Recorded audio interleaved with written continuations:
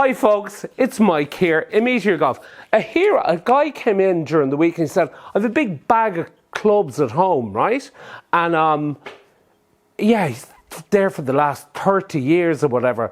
So he comes in with this big, massive Mizuno tour bag, this monstrosity of a thing.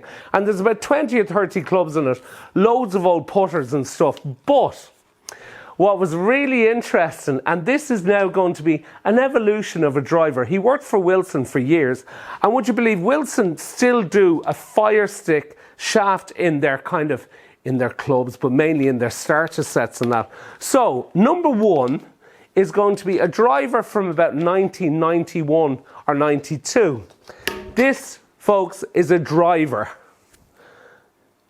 It's unbelievable. Look at the size of that. It's not even the size, hardly, of a wood at the moment. So this is a driver, an ultra, look at this, and it's called not a driver, it's called the driver, right?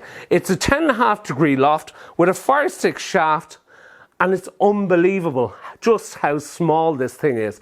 So this would have been from 91, 92. I'm sure somebody will tell me and say, no, it was from whatever, but it's close enough.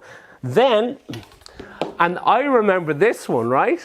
And this was kind of a pretty big shaft at the time because Padraig Harrington was using them and he was just starting off and he was getting really, really famous. And this is from about, actually he was famous before that.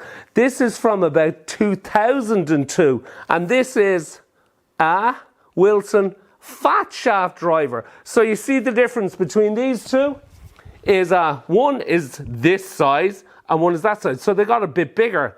And now you go to, in my hand, I have an Epic Max LS from Callaway from now. So look at the difference in the size of drivers. No wonder guys are hitting the ball 300 and 400 meters, not to mind yards.